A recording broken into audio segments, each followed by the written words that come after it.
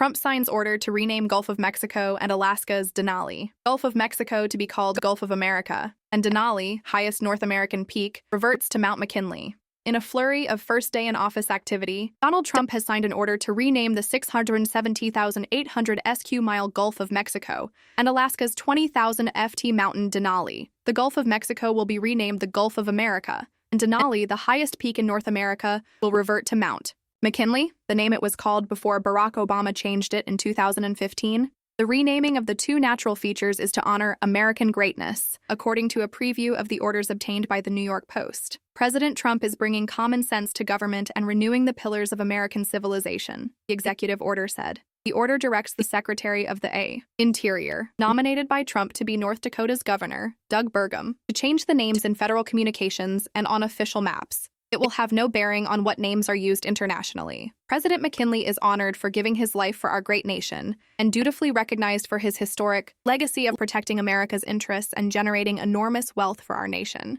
The draft order reads, and praises the body of water for being pivotal in the maritime industry and for its energy production, international commerce, tourism, fishing, and recreation. Mount McKinley was officially named in honor of William McKinley in 1917, 16 years after he was assassinated during a public appearance in Buffalo, New York, though it was unofficially named McKinley in 1896 by a gold prospector. The name change is said to be of special significance to the new president because he sees a kinship with McKinley. At a rally in December, Trump praised McKinley as a great president, very good president. At a minimum, he was a very good businessman. He was a businessman, then a governor, very successful businessman. Obama changed the name to Denali, the name given it by Koyukon speakers of the Koyukon Athabascans in western interior Alaska. The state of Alaska requested that the mountain be officially recognized as Denali in 1975, but the change was blocked by a congressional delegation from McKinley's home state of Ohio. Trump discussed the Gulf of Mexico name change earlier this month in a speech on tariffs. We're going to be changing the name of the Gulf of Mexico to the Gulf of America, which has a beautiful ring. That covers a lot of territory, the Gulf of America. What a beautiful name, and it's appropriate, Trump declared. Can Trump really rename the Gulf of Mexico the Gulf of America? President plans to sign an order to change the name within the U.S., but other countries would not have to follow suit.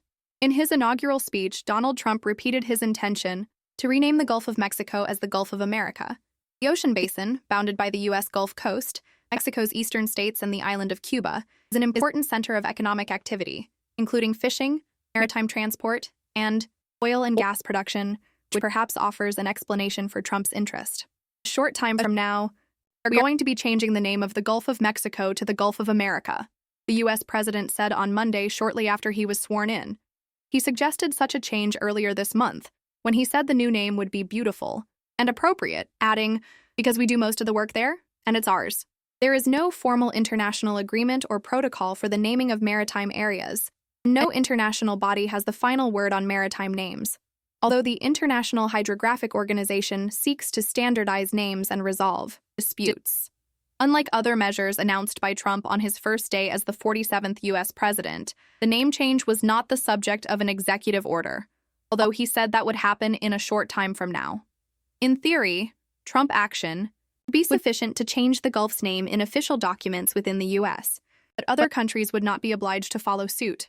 Such discrepancies in naming have often caused diplomatic tensions between neighboring countries, as in the case of the body of water separating Iran from Saudi Arabia, referred to as the Persian Gulf by the former and the Arabian Gulf by the latter.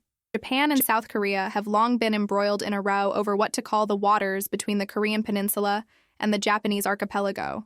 Tokyo calls it the Sea of Japan, citing maps written by Catholic priests and European explorers dating back to the 17th century. But South Korea complains that it evokes Japan's colonization of the peninsula from 1910 to 1945 and refers to it as the East Sea. And while the Sea between Brunei, China, Malaysia, the Philippines, Taiwan, and Vietnam is widely known as the South China Sea in English, it is known as the West Philippine Sea in the Philippines, the East Sea in Vietnam, and the South Sea in China.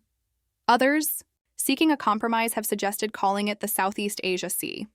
Within the U.S., the U.S. Board on Geographic Names is in charge of maintaining uniform geographic name usage across the federal government.